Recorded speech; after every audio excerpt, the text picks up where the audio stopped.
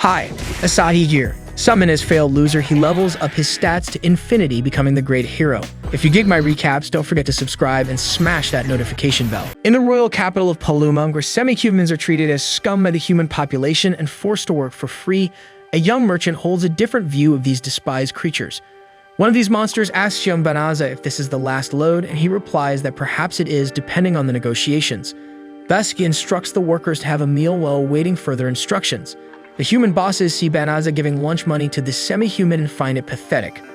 The semi-human himself recalls his own race and refuses payment, feeling unworthy. But Banaza insists it is deserved.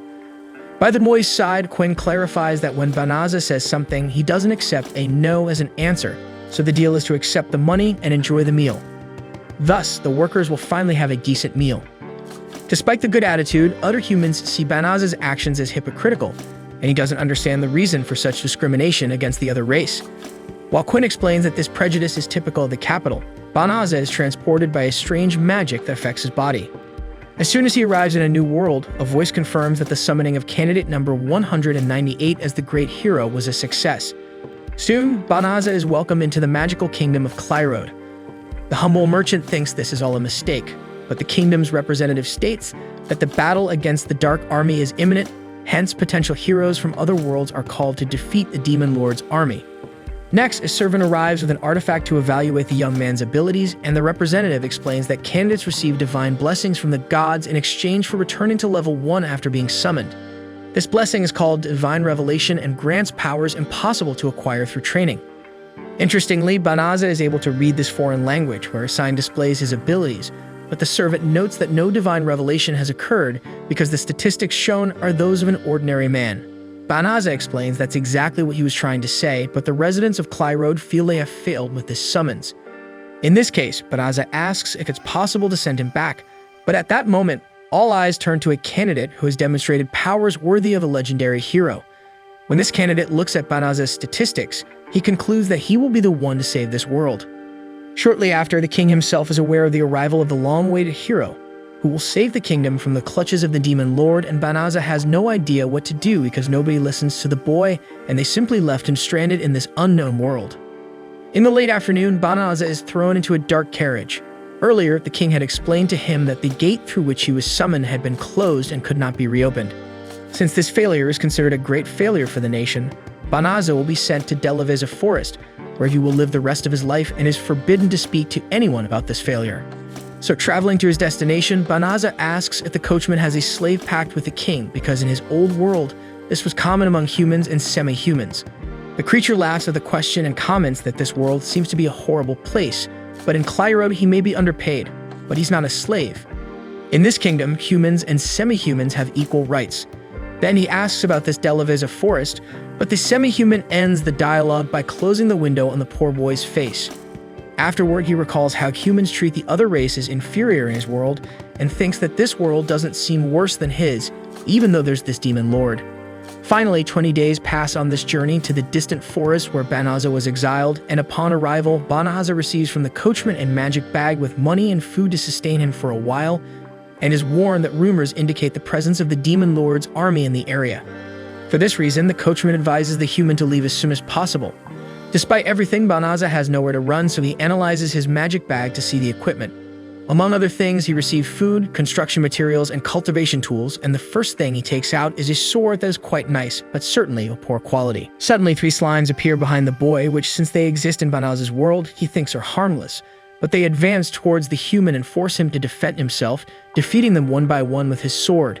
Just in this small fight, the young man's sword had already been quite damaged, but at least he receives the news that he has leveled up. Observing the menu, he wonders what that symbol of 2 glued circles means, while receiving permission to activate voice guidance. Excited to have someone to talk to, Banaza is thrilled with the tool, and is soon notified by it that he has received 2 magical tracking spells: Monster Attraction and Force Recovery. Banaza believes that these abilities were what attracted the slimes, and considering they gave him a terrible sword, the merchant concludes that they obviously want him dead. However, the system offers the possibility to remove these spells from the bag, so the exile orders to remove both without a second thought. This makes Banaza wonder why they would put these easily removable spells in the first place, but nothing makes sense in his head. At the moment, he needs to find a place to take cover, But before he enters Delavisa Forest, the system warns that it is contaminated with a high concentration of malicium, a generic name for liquid or gaseous substances emitted by demons, causing serious damage to humanoid races. Therefore, the system offers to purify the forest, and without any idea of how he is allowed to request this, Banaza does not refuse the proposal. This spell will consume a third of the exile's magic, but he's not a supreme dark mage, so this lost mana simply won't be missed.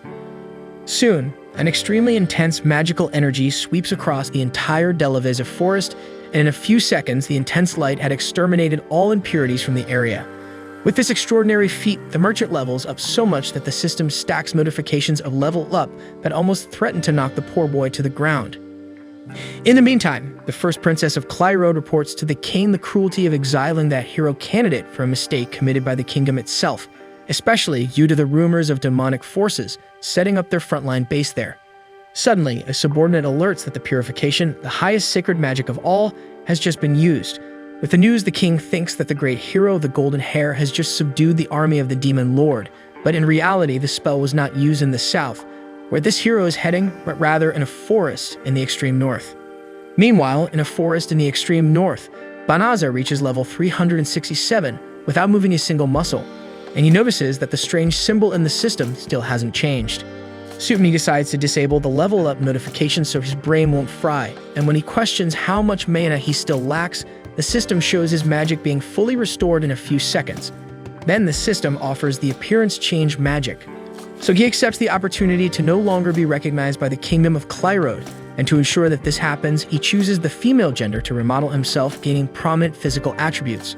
However, he realizes that he won't be able to stop looking at himself in the mirror if he remains in this form, so he returns to the male gender, and his remodeling will allow him to enter and leave Clyrode without being recognized as Banaza. Next, the system indicates the teleportation spell to take the young man back to the capital, and being no fool, the merchant embraces the easy life and bolts from the forest. Upon arriving in the royal capital, Banaza is impressed to have used a magic that only the most powerful wizards could invoke in his old world. Thinking about it, he gets the idea to use the same ability to return to his original universe. But when nothing happens upon commanding the order, the young man realizes that's asking too much. Anyway, now he needs to think of a way to make money to survive in this world, so he sets out to find an adventurer's guild to do monster hunting or cargo transport missions. At this moment, the system reappears to continue the easy life, showing the way to the Clyrode Adventurers Guild for the humble merchant. Arriving there, he is informed that the guild ranks adventurers who rise in rank by completing missions, and as they rise in rank, they can accept more difficult and better-paying missions. So Banaza registers and almost uses his original name, but manages to correct himself in time and chooses the alias Fleo, the name of his dog.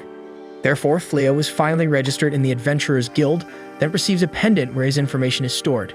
With that resolved, he starts looking for his first jobs until he finds a young girl asking for company to take her to the Delavisa forest. The girl even offers money for the escort, but no one volunteers for this service, considering the rumors about the presence of demonic forces in the region.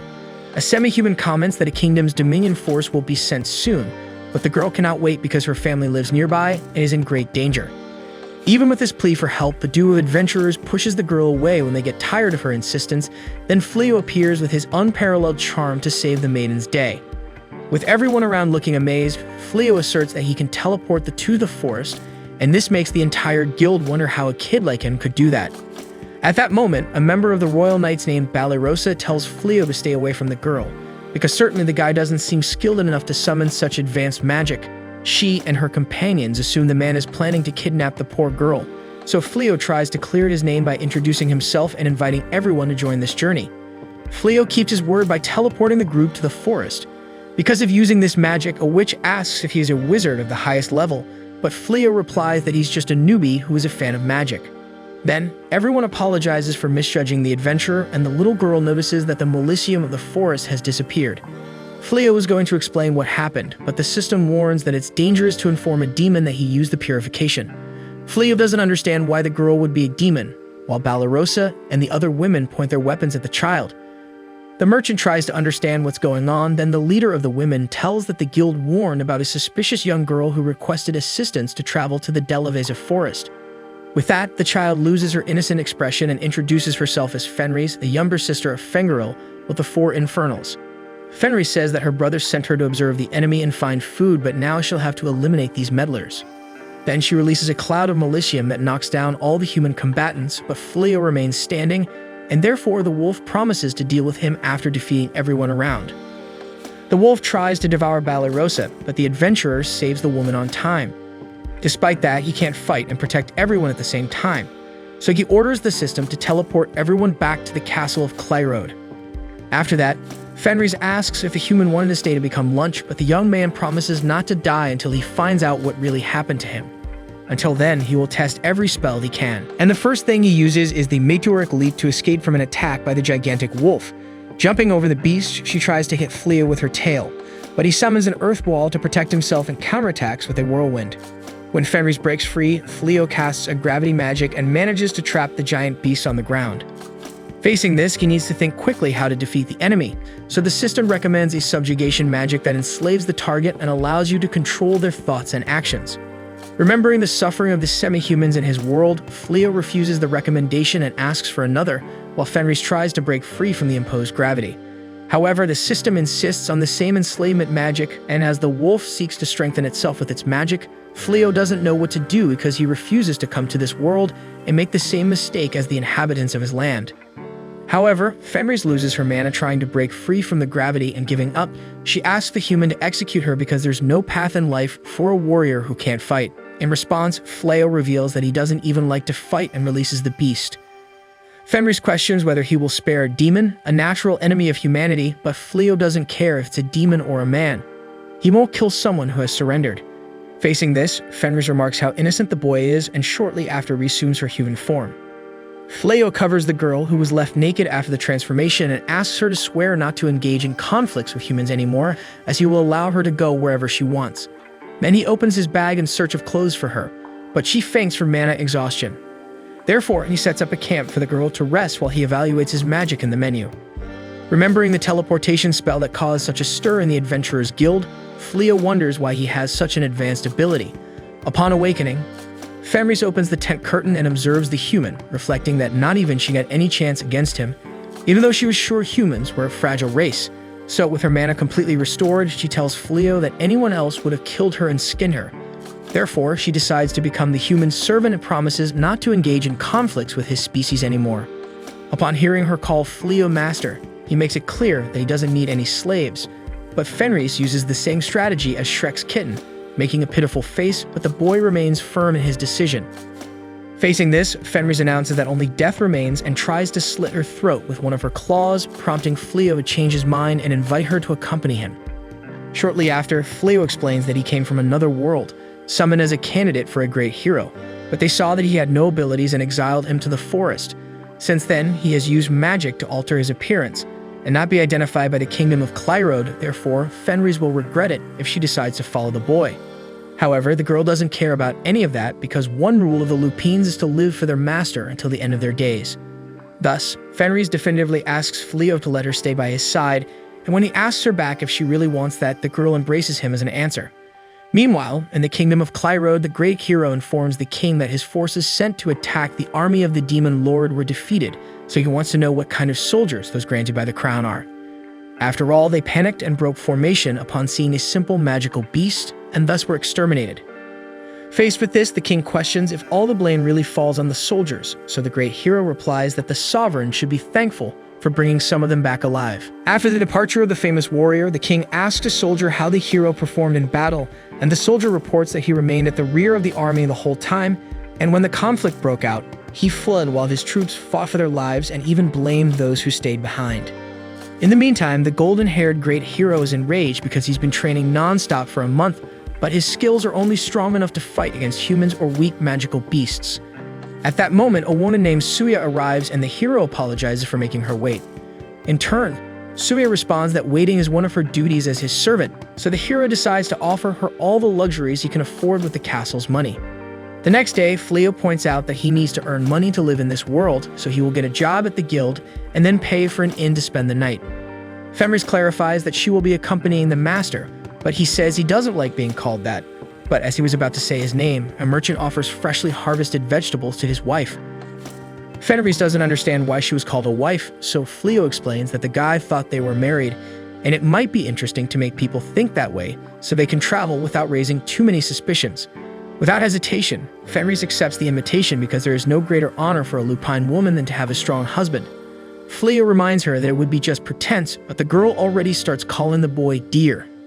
When they arrive at the Adventurers Guild, Fenris signs up as a member and finds it intriguing the cord that humans wear to identify themselves, and Fleo shows his to the girl. Fenris thinks they match because they both have a similar cord, so she remembers a wedding ritual of her race where the couple swallows some bones of a prey they hunted together, and having matching accessories reminded her of that. At that moment, the guild attendant asks Fenris what name she will use on the registry, and as she was about to say her real name to the woman, Fleo interrupts in time and replies that she will use the nickname Riz. After that, while looking for a job, the girl apologizes for forgetting to hide her real name. But still, Fleo believes that no one will discover her identity with this human transformation. By the way, he will need her to act like one, so he asks for the servants' cooperation. Suddenly, a woman announces an urgent mission because a large group of psycho bears has been spotted to the north heading towards the kingdom. According to rumors, the psycho bears were responsible for destroying the army of the great hero, so the adventurers hesitate to take on this task. As it is an urgent mission, the guild representative opens it up to any rank willing to take it and doubles the reward for each bear slain tenfold. Fleo finds this a lucrative proposal but prefers to avoid these bears as he believes he is not capable of facing them. However, Fenris volunteers to go alone, persuading the human to change his mind and accompany the servant on the journey. Upon arriving in the forest where the psycho bears were last seen, the duo approaches a village where the empty house provided by the guild for the adventurers of this mission is located. Planning to make the house their base, Fenris is confident that the two of them together are capable of even facing the demon lord himself, until they hear a distant scream and go to investigate its source.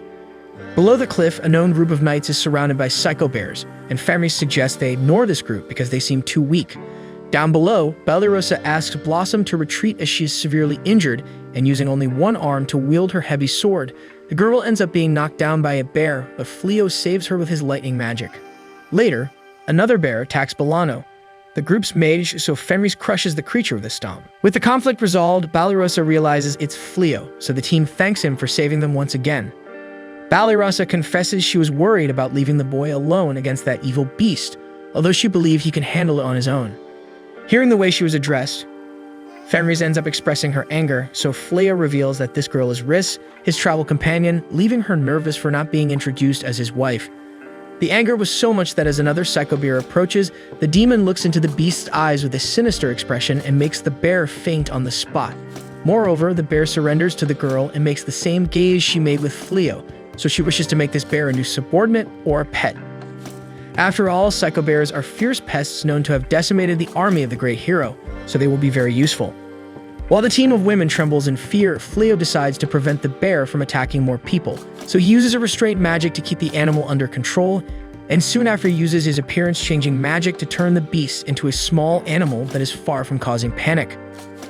Fenris asks what the name of the creature will be, so Fleo suggests Sai because it's related to the race's name. Observing the scene, Balirosa doesn't understand how those two not only dealt with all the psycho bears but also tamed one. Therefore, the warrior approaches to ask a favor.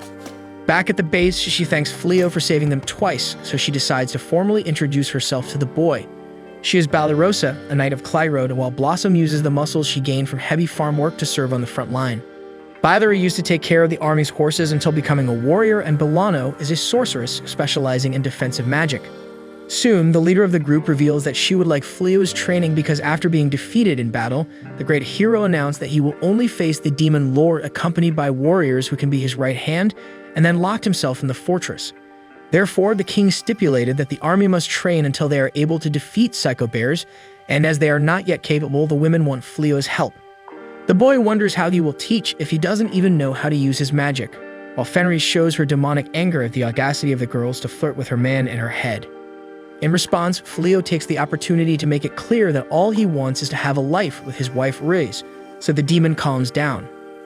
The girls are surprised and lament not being able to be trained for this reason. However, Fenris herself encourages the training because no one knows better than her how much this boy helps those in need, and as his wife, it is her duty to respect his decision. Thus, Fleo decides to welcome the team, and after celebrating the news, the girls ask to stay at his house because it is dangerous to camp in these surroundings full of walls. Fleo thinks he's in trouble, but Fenris says there's no problem at all because there are enough rooms there. Meanwhile, the subordinate named Eulimenes informs her master, the Demon King, that the purification spell that annihilated Fengarel's army in the Delaveza forest was not invoked by the mages of Clyrode. In fact, it was a specific person.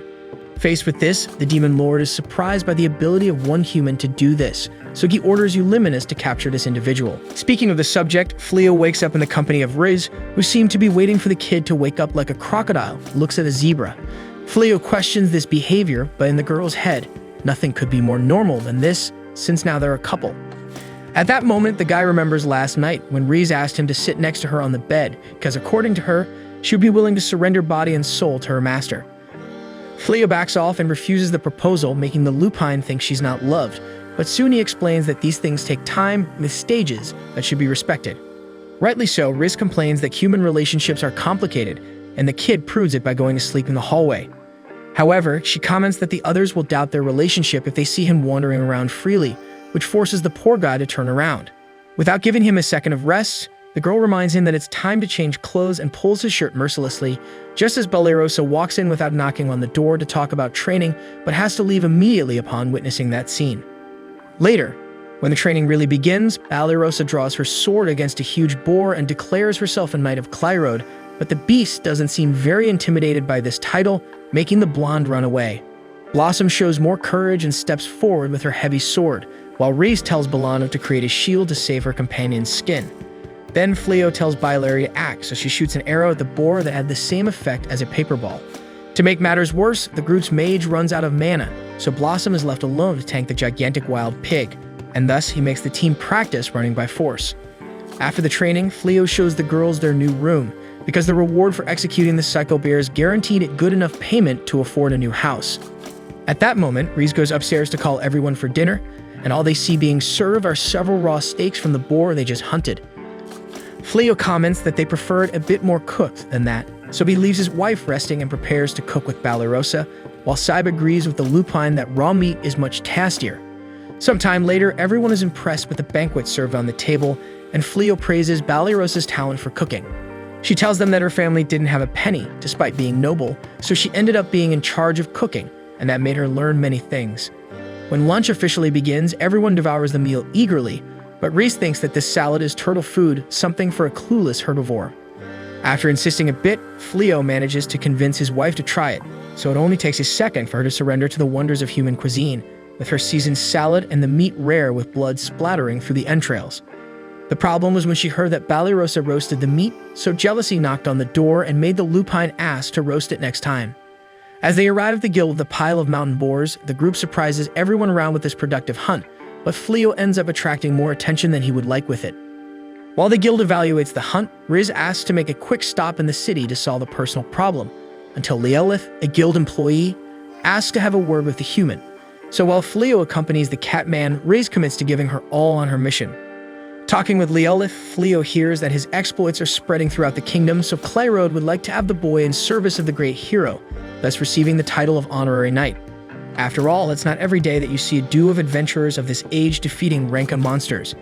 Fleo evaluates the proposal, but decides to decline because he has no reason to conflict with the demons, especially since his wife is one. Stepping out of the guild, the adventurer finds Riz all dirty from head to toe.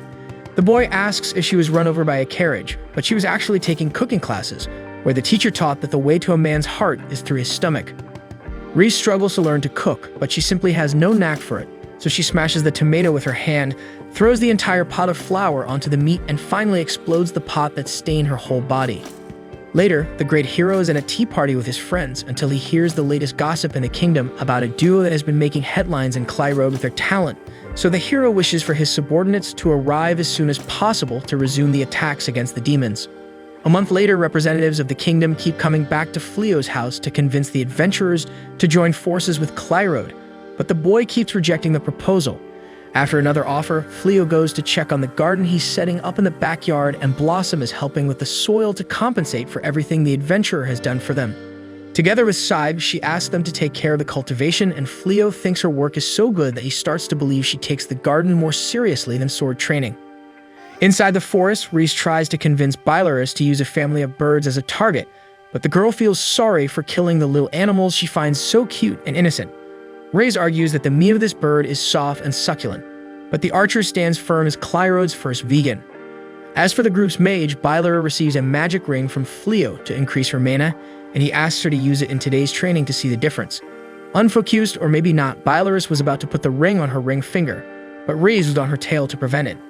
Finally, Balirosa was getting beaten up by a giant larva and begging Fleo for help, but it's Riz who saves the knight, who, without showing patience, tells Balirosa to stop playing the damsel in distress, as it's just a trick to get her husband's attention. The knight is left puzzled while Eulimenes moves hidden in the bushes. During lunch, everyone is surprised by Lupina's enormous progress in her culinary skills. She explains that she spent all that time practicing whenever she could, and that she used to think it was a simple activity that could be solved with magic. However, she soon discovered that not everything could be done with that kind of shortcut. In the end, it was great to learn something that didn't involve decapitating enemies and, as a bonus, still please her husband with a spicy curry dish. Meanwhile, outside, Eulimenes recognizes Fenris, the most formidable warrior of the Demon Lord, surrounded amiably by humans. To her surprise, Riz herself was aware of her presence and quickly invites the demon to have tea. Fleo is astonished to discover that Eulimenes is an assistant to the Demon Lord, so she explains that she was just observing the surroundings and ended up there by chance. In turn, Riz reveals that she married the man next to her, leaving her former army companion stunned. Riz then asks if Eulimenes has any intention of interfering with that. Eulimenes denies the accusation while burning her tongue on the tea, which Riz comments is at the perfect temperature. Observing her surroundings, Eulimenes reflects that Fenris has become a different person since leaving the army, and she finds it surprising that this man isn't afraid in the presence of two demons. But what's worse is that she can't gauge his abilities with her power of assessment, as not even the Demon Lord escapes that. To push the mission forward, Eulimenes drops a hint and comments that she didn't encounter any monsters in the Delaveza forest. Fleo remarks that then her purification worked, causing the demoness to spit out her tea in astonishment. She then reminds Fenris that it was this human who killed her brother, Fengarus, along with the troops accompanying him. Riz orders her former comrade to shut up, but by this point, Fleo wants to know what she's talking about. Riz reveals that she already suspected this because few humans are capable of casting a purification spell. She explains that her brother, Fenraris, is one of the 4 infernals, but it was his own fault for being defeated. Therefore, when she suffered the same fate, Riz decided to make Fleo her master to admire his strength. Eavesdropping behind the door, the girls' team is left in shock by this revelation, with Delano even fainting at the plot twist. Meanwhile, Eulimenes realizes that Fenris has become an enemy and then challenges Fleo to a duel to test the power of Fenris' chosen one. The boy's wife warns that this demon wants to kill her husband using this excuse, but the servant of the Demon Lord still manages to arrange the duel, establishing free use of magic and declaring that the loser is the one who gives up first. With that said, Eulimenes launches the venomous cat claws at her opponent, planning to distract him while attacking from below with another spell. However, Fleo dissipates both spells with a snap of his fingers, and then casts the crucifixion on his opponent, immobilizing her. He then makes it clear that he will never allow anyone to harm his wife, while the rival surrenders. The next day, the homeowner tells the girls that he didn't reveal Riz's true identity to avoid trouble, but he understands if they want to report it to the kingdom. But before anything else, Riz announces that she no longer serves the Demon Lord because she has decided to serve her husband. Balirosa recalls that their duty as Clyrode Knights is to report such things, but they don't see any malice in this case. Blossom adds that their group has already discussed it, and they all agree to let it go because Fenris helped them a lot with their training, and it would be unfair to turn against someone who helped them so much. Although the girls are on Lupina's side, her former partner does not share the sentiment, so she returns the next morning with a legion of dragons from the Demon Lord to fulfill her mission of killing the human and his traitorous wife. Balirosa mentions that this legion was responsible for decimating countless human battalions in the past, while Eulimenes offers surrender to their enemies. However, Fleo's only feeling is excitement at seeing a dragon up close for the first time in his life. Eulimenes is furious at the disregard and attacks with a fireball, prompting the human to respond with the sacred magic of the divine hammer, frying most of the most powerful legion of demonic dragons in a second. The rest that survived flee without a second thought, leaving Eulimenes behind to run for her life. Riz curses Eulimenes for trying to kill her husband again, while Blossom would love to be able to hit one of those dragons to name her scythe the Dragon Reaper.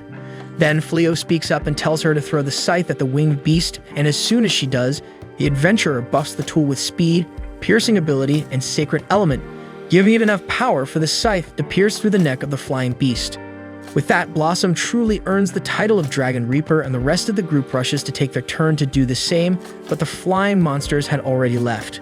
Seeing Balirosa lament on the other side of her reflective skull, The demon lord discovers that this human isn't even the great hero, yet he can still cast spells of such a high level. For this reason, the lord decides to act and take the next step. Meanwhile, anticipating an attack at any moment, Fleo erects a magical barrier around his home, while Riz vows to shoo that demon cat out of the house with a broom if it returns. But the truth is, the demon terrorizes the lupine's mind. For this and other reasons, Riz thinks Fleo was too kind in letting Illuminas go after the last attack. However, he refrained from executing the enemy because of what she had said about him destroying Fenrir's brother. Despite this, he decides not to reveal anything to his wife, who then calls him back home. Meanwhile, Blossom still can't believe she earned the title of Dragon Destroyer, and Bolano reveres the hoe as a legitimate dragon hunter, although Blossom is embarrassed to have used it. Balarosa, on the other hand, is going to hunt magical beasts, so the girls comment on the leader's discipline and training every day. On the trail, Balarosa drops her tough facade and confesses to herself that she also wanted that same title, which is so prestigious that it can turn a commoner into a noble, the dream of every adventurer. If she had obtained the title, she could have restored her family's greatness and returned to the capital, like when her father was a knight. Suddenly, a strange creature approaches and asks the woman for help finding someone he's looking for nearby. Balarosa finds it odd that the being is walking so unequipped in a forest full of monsters, but she still asks if the demon is talking about Fleo or his wife. When he responds that he's a friend of Fleo's wife, the warrior draws her sword and questions if the monster belongs to the army of the demon lord, because he has unfinished business with someone who left the army. Despite the danger, the demon admits to being part of the diabolical forces but promises that he only came to check on his friend, nothing more. So Balarosa sheaths her sword and lets the matter drop there, but the demon introduces himself as Gozel and wants to send a message to Fenris inviting her for tea in the name of old times. As he departs, Balarosa finds his name very strange until Fleo and Riz arrive to see if the girl had been hurt. She explains that someone named Gozel identified himself as an enemy, but still sought Riz, so Fenris jests about him having better fake names he used instead.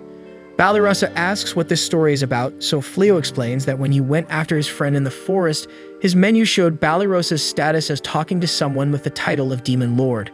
The knight finds it hard to believe that she was really facing the Lord of Darkness, thinking she's going to die for pointing her sword at him, and Riz reaffirms that it was him in person, and his real name is actually Gaul.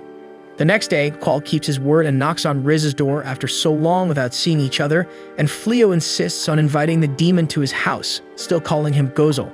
The demon finds it strange that the boy shows no sign of fear in front of him, while Balarosa, on the other hand, doesn't know how to react when faced with the man again. During the tea, Gozel recalls that Fleo dealt with one of his subordinates a few days ago, while Balarosa wonders why she needs to side with the demon. Riz asks if he came for payback, prompting Fleo to remind his wife about good manners with the visitor. Then Gozel gets straight to the point and invites the boy to join the army since the king of Clyrode is openly an enemy of Fleo and he is exiled in this forest. Fleo explains that he shouldn't serve a human just because he is one, and moreover, he is from another world and doesn't even know the reason for the war. That said, Gozel explains that the conflict between humans and demons has been going on for 500 years, since the emergence of the first demon lord, who is a stranger from another world who wanted to rule this one.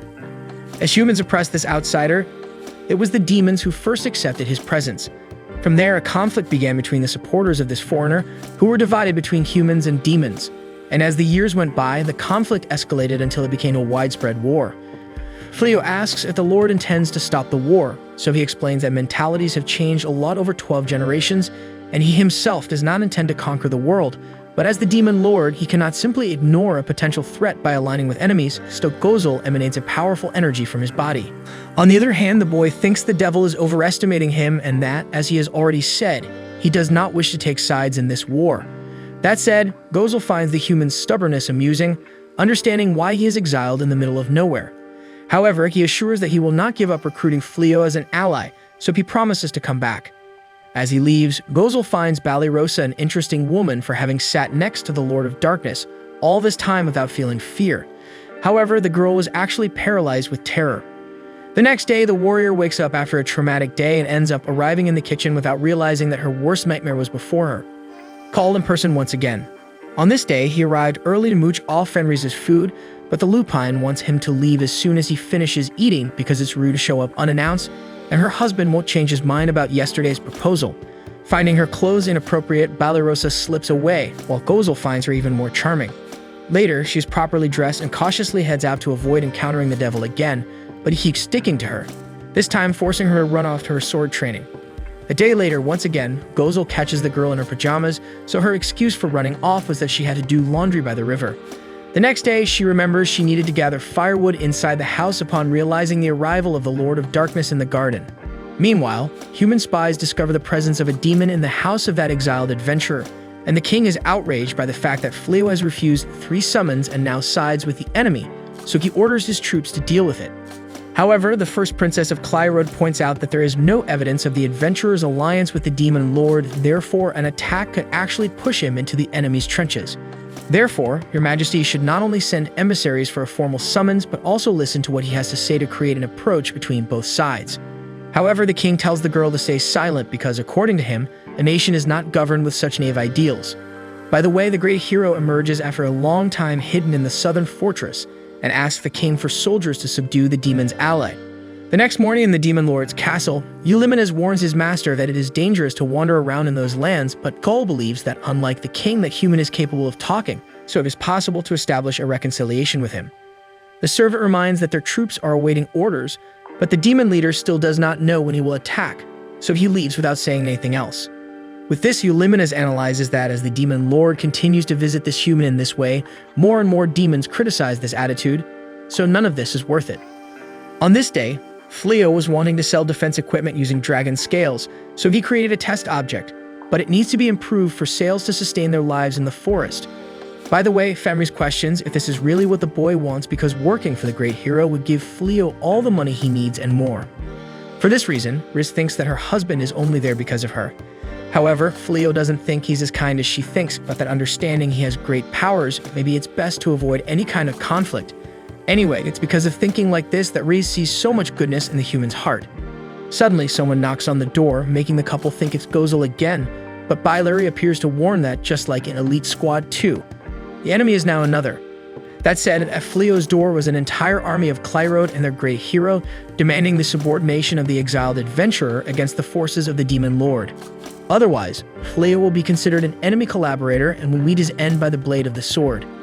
In giving this speech, the hero thinks that the adventurer is speechless because of his stunning charisma, and with that, he is sure that he will be the savior of the homeland and will leave his name in the kingdom's history, and all he has to do is throw this crazy wizard at the demons and wait for victory to come. On the other hand, Fleo apologizes for the many people who came to honor the event, but he still refuses both proposals. The great hero declares Fleo a traitor to the homeland, while the girls revolt against the officer's attitude. For this reason, he announces that he will arrest all the warrior women who cooperated with the enemy unless they convince the adventurer to ally with Clyrode. In this case, Fleo sees no other choice because he doesn't want to cause problems for his friends, so he decides to move to another place, thus maintaining his neutrality in the conflict. Fenris, as well as Balirosa and her group, would love to accompany the master on this journey. After all, the humans grew up thinking that demons are naturally evil, but they changed their minds by living with Rise all this time, which made them all realize that this irrational conflict makes no sense. Furthermore, Balirosa refuses to serve a false hero who threatens an innocent, shaming her father's legacy, who was indeed an honorable knight. That said, Blossom, Bilary, and Belano agree, and reaffirm a desire to join the rest of the group, and even in the face of the demands and threats of the great hero, Fleo uses his teleportation magic to start his life away from there, taking his entire house and even the garden with him, leaving all the soldiers amazed by such power. The great hero feels envious for not being able to use his spell of that level, while one of his soldiers points to the demon who is in contact with Fleo because he has just appeared. There was Cole finding out at that moment that Fleo had left with everything and everyone. The demon lord is irritated by the humans ruining his plans, so he exudes tremendous power from his body and announces to his entire army that the troops must gather to invade the magical kingdom of Clyrode, thus showing the real power of the demons. At the demon base, Eulimenes celebrates the master's decision, who begins to awaken the diabolical forces and cover the human kingdom with dark clouds. Without thinking twice, the great hero flees ahead of everyone like a coward, leaving his men behind once again. Meanwhile, Fleo relocates his entire structure to a new place for everyone to live, with the plantation perfectly alive just the way it was. The group's new life is now near Hawtown, west of the capital, the city where Fleo had passed to sell his equipment made of dragon scale. Balirosa breathes a sigh of relief, and Blossom teases her friend because the demon lord liked her. In the midst of this, Fleo apologizes to Riz if he caused any trouble, but the lupine knows it's not the boy's fault. Besides, she swore to stand by him wherever he goes, and she doesn't intend to break that promise as his wife. Therefore, Fenris promises to make a special dinner to celebrate the new life with this change, always accompanied by the 4 knights who decided to share their lives with Fleo and his wife. However, as Fleo sought his peace, the demons attacked human lands, plundering everything in their path and reaching the northern fortress, where the defense lines were crumbling before the unmatched force of the demons. In face of this, the king questions what the great hero is doing at a time like this, and a soldier informs that he is secluded in the southern fortress. The king immediately summons the hero, while the advisors propose preparing the purification spell with all the country's mages, even considering the consequences it will bring, because if the northern fortress falls, it will be the end of Clyrode. Meanwhile, the demon lord receives news from a subordinate named Greenies that the moment is approaching, so the lord plans to retreat with Eulimines. She thought this would be the time to intensify the offensive, but the lord knows that the humans will cast a purification spell. With the mages gathered, Clyrode seeks to conjure this magic to rid the kingdom of the demonic threat, creating a magical circle in the sky that covers the entire extent of its territory, beginning the purification. Away from the war, Fleo rides home and is greeted by Reese with a loving embrace. Then she asks if he wants to have lunch now or if he prefers to start with dessert in the room with her. Awkwardly, Fleo chooses lunch, so the lupine rushes to prepare. During tea, she asks her husband how it went in the city, since he was looking for a place to do business. Fleo says there are many shops in Hawtown, so he spent that time observing all of them to get an idea of the prices of the products he wants to sell. Blossom comments that she also thought about selling vegetables from the garden to repay for the lodging, but the homeowner doesn't want anyone to worry about any of that. Bilary would love to breed horses to rent for carriages because she worked in the castle stable and has experience in that field. Regarding this, the adventurer allows her to use the house funds for this business, while Balarosa and Bolano feel useless for not knowing how to do anything. Then Reese says she sees no problem in supporting the girls as the wife of the pack leader. As the girls found the term pack strange to refer to themselves, Fleo changes the subject and responds that the two can focus on magic and sword training if everyone shares the household chores. Back in the kingdom, the council mage warns that the purification magic made the demon lord's army retreat, but this magic only lasts about 3 months, thus being a temporary protection. Looking at the mages who participated in the conjuration, the Princess of Clyrode sees that they all fell ill after using all the mana, and with luck, they will recover by the time the purification expires. The king, as a mage of the kingdom, also joined the conjuration and is therefore incapacitated, so his daughter will assume his duties until he recovers. In the first place, she removes the great hero from his position, surprising everyone. After all, the hero is hidden in a fortress at the most dangerous moment for the kingdom, therefore, he is not worthy of this position. The advisor suggests summoning a new great hero, but the mages are incapacitated and cannot cast this spell. Thus, the princess sent for the prophetess. In a short time south of Clyrode, the great hero receives the news that he has been dismissed, and he finds it an unacceptable affront since he was handpicked by the king. Be that as it may, the guard throws the man's belongings out and expels him from the fortress. Returning to Hawtown, Fleo comments at bedtime that Reese is really motivated to do things since they arrived there. Sleepily, Riz emphasizes that she would do anything for her husband, and therefore Fleo thanks her for what she has been doing because it must not be easy to adjust to human habits and still be so kind and helpful. However, when he finishes speaking, the boy sees that his wife had already fallen asleep, so he smiles and reflects that when he was brought to this world alone, he was very insecure, but he quickly found work and a home. But above all, he knows that he wouldn't be at ease without the company of his wife and friends. The next day, the girls offer the couple a day off to enjoy together, while the rest take care of the household responsibilities. Fleo doesn't seem to like the idea for some reason, but his wife's excitement is such that she grabs her husband to get them out soon. Having done that, they stroll together through the countryside and the city of Hawtown, enjoying a rare moment when the two can be alone. After having lunch at a great restaurant, Fleo tries to show concern about something, but Reese grabs the boy's arm again and takes him to another place because she doesn't want to miss this opportunity. At the city market, Riz shows interest in some things, so Fleo decides to give her a present as a token of appreciation for everything she has done for him. The lupine is delighted to receive her first gift in life, so she carefully examines every product in the market to make this unique moment worthwhile. Upon arriving at a jewelry store, the attendant notes that Reese is looking at natural stone brooches, which would look beautiful in the girl's hair. Fleo picks one of the brooches and notices that it suits his wife very well, so the lupine makes her decision. Upon returning home, she can't take her eyes off the gift she received, and the other girls are happy that the girl took a whole day for herself and enjoyed it until late at night. But at the same time, they feel a fierce envy. At bedtime, Reese lies on Fleo's chest, making the boy blush with embarrassment. The lupine was talking in her sleep about fangs being her life, so the boy adjusts her in bed. imagining that she must have been tired from the hectic day in the city. But the girl doesn't let go of the boy at all. As dawn broke, the great hero had knocked out the fortress guards to steal the gold, enraged at being abandoned by the princess. Despite the man's decline, Sui assured she would continue to serve him if he reclaimed his title, while the knight vowed not to live as a commoner in this world. Thus, he sought some secret treasure capable of defeating the demon lord and being praised for the rest of his life, as a great hero should be, not just an intruder who mastered complex spells without the title. Envious, the knight desired more power, and at that moment, a strange voice offered it to him if he freed her. The hero questioned what was happening, so the voice guided the man through a secret passage in the treasure room. Inside, there was a sword that supposedly granted any wish when wielded. Suya was frightened and wanted to know who her master was talking to, surprised that the girl couldn't hear that voice. Meanwhile, the voice kept goading the warrior to draw the sword until he wielded the weapon and caused a brief hurricane, revealing Haya, a djinn who controlled the light and darkness of origin. The djinn's voice echoed in the hero's mind while Suya trembled behind him. Soon, Haya granted the human 3 wishes, anything he desired. So the prince smiled and made his first wish. Meanwhile, Ursula the prophetess arrived at the kingdom, imagining the situation must be serious for the largest magical realm to seek her help.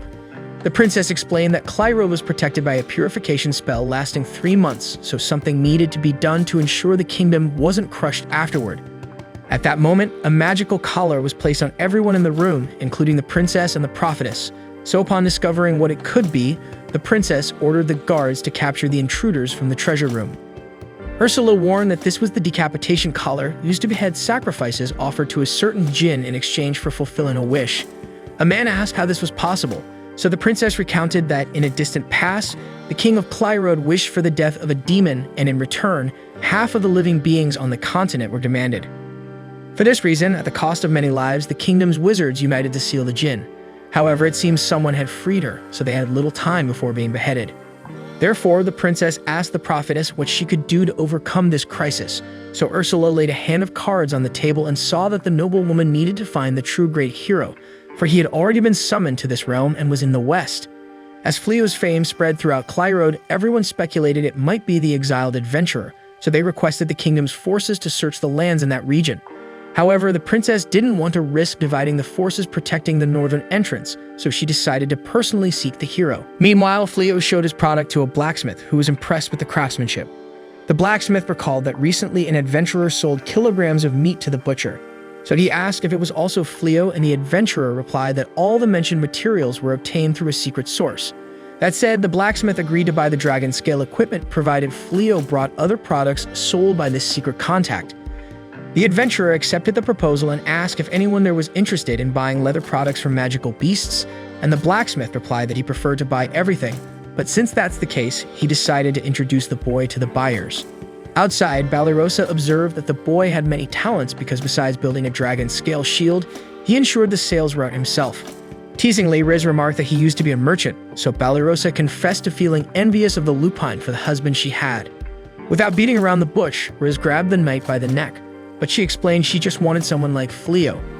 Riz reminded Balirosa that she already had Gozel to make her happy, and the knight was traumatized to discover that the devil desired her. Leaving the shop, Fleo thanked Balirosa for the referral and mentioned he sold the product for more than he imagined, and the girl was happy to help as she knew the region well. Returning home, Riz believed Fleo enjoyed negotiating his products, and Fleo admitted he enjoyed this work as he was a merchant in his original world. The lupine was glad to see her husband excited about these things, but at the same time, she expressed concern about spending less and less time with him. For this reason, she would love to take a day to hunt or stroll with the boy, and he agreed to that. Suddenly, an alert of djinn presence appeared for Fleo, so Haya appeared in front of him after the great hero had wished to eliminate the criminal outsider who had humiliated him in front of his troops. At that moment, Fleo's automatic defense was activated, while Riz positioned herself in front of her husband to be hit instead of him by the djinn's attack. The blow opened a huge wound in the lupine's chest and broke the brooch she had received as a gift, while Haya mocked as if she had missed throwing a paper ball into the trash can. Balirosa screamed that the djinn would pay for what she did, while the entity caused several explosions in the sky that were protected by Fleo's magical defense. Realizing that the adventurer could defend himself from this type of onslaught, the demon decided to change tactics. At the same time, Fleo's healing magic was nullified because the severity of the wound was greater than the level of his spell. Desperate, the boy didn't know what to do to save his wife, while Haya conjured the magic of the origin light, causing a massive energy blast on her target and company. Despite this, Fleo emerged unharmed and was informed by the system that he had acquired the magic of light and darkness of the origin. With his dead wife in his arms, the exile gently placed her on the ground and promised to make the demon pay. Suddenly, memories flooded through the protagonist's mind, recalling moments of affection and loyalty between the two. Since arriving in this new world, Fleo had been discarded and treated like dirt by the kingdom, thrown into the middle of a forest without knowing anyone. Until one day Riz appeared, and since then she never left the boy's side. Fleo had accepted the temporary term of Mary to avoid a master-servant relationship, but the lupine accepted it with great joy, even though it was Fleo himself who killed her brother. Because of this, the boy feels the need to protect the girl above all else, as if it were his mission in this unknown world. So when Fleo stands in front of Jin, a circle appears in his head announcing that he's rewinding the target individual's time. As Fleo approaches, Haya wonders how a mere human could have the ability to turn back time, and while she continues with her arrogant stance, the boy punches her in the face and throws the entity away, showing that things were serious. The Jin bleeds and questions if the human thinks he's capable of defeating she who controls all the magic in the world, but Fleo is clueless, so he steps on the woman's chest and tells her to shut up. Haya retaliates with dark origin magic, however, Fleo nullifies a power of that magnitude as if it were nothing. From there, Haya tries to figure out who this creature facing her is at the moment, and upon checking Fleo's attributes, she sees an infinity symbol for each adventurer's status. Soon, Fleo continues to mercilessly massacre his enemy, and with the return of time, Riz wakes up. The lupine is spotted by Balarosa, who sees that her husband's magic brought her back, until she looks ahead and sees the boy beating the entity so powerful that it broke free from the seal. Despite the severity of the damage, Fleo doesn't lessen the intensity of his blows, and Riz is swooning at seeing the man beating someone up for her, especially Jin. At this moment, Riz remembers when the boy said he wouldn't kill the lupine when they met because he doesn't even like to fight, and on top of that, Fenris surrendered. In the midst of this, Haya takes another powerful punch, and this time falls almost without energy to get up. Fleo gives her a hand and extends her by the neck as high as he could, then the Jin begins to beg for her life. The human makes it clear that he won't spare the life of anyone who hurt Riz, however, it's the girl herself who arrives and pleads with her husband not to kill the entity. She mentions the recent episode she remembered about Fleo sparing her because she surrendered. Now that she has witnessed this episode of violence from her husband, Fenris is very afraid of seeing him become something he's not through this hatred, so she wants him to stop. Coming to his senses, Fleo notices that Riz is back after his magic worked, so he embraces his beloved once again. Meanwhile, the princess sets out in search of the great hero through the forest, and the present mages are still weak after the conjuration of the gigantic magic that brought momentary peace to the kingdom. For this reason, the princess demands that the battalion's priority be to arrest the wizards, when suddenly the decapitation necklace is destroyed from each of their necks. Faced with this, the princess wonders if the Jin failed to fulfill her wish. As for the false great hero, he hides in the treasure room, believing that the Jin only used him to escape. However, a dark voice emerges again, mocking the fact that the Jin failed, and shortly thereafter, the shadows that emerge from the seal's location capture Surya to serve as a sacrifice. In a matter of seconds, the entity takes over the woman's body and celebrates her new phase in flesh and blood after hundreds of years. Despite liking the body, she didn't want to keep those clothes, so she conjures something more appropriate for her. The hero still thinks it's Surya, while the voice that possessed the woman thanks him for freeing that bothersome Jin, which allowed her to come out. So she introduces herself as Damalinus, the great midnight mage, and assures the man that she will give him the power he desires in place of that Jin. Having said that, she transforms the human into a bizarre creature and even mocks the fact that this current form is more beautiful than the previous one. Then she tames the beast and promises to take revenge on those who sealed her, until she sees a teleportation circle on the ground and thinks that the royalty is trying to escape her wrath, but she assures that the successors and descendants of the nobility will die. Back to Fleo, he heals Haya after the thorough beating, and she wakes up desperate, asking for forgiveness for what she did, and the boy makes it clear that he spared her because Riz ended up okay in the end. Balarosa asks what will be done with the Jin, because whether they like it or not, she still represents a threat if left free. Therefore, Fleo suggests sealing her again in the treasure room. The entity questions how the human knew she was there, so he tells her that for some reason he acquired new abilities, so he took a look into her mind to see everything that happened.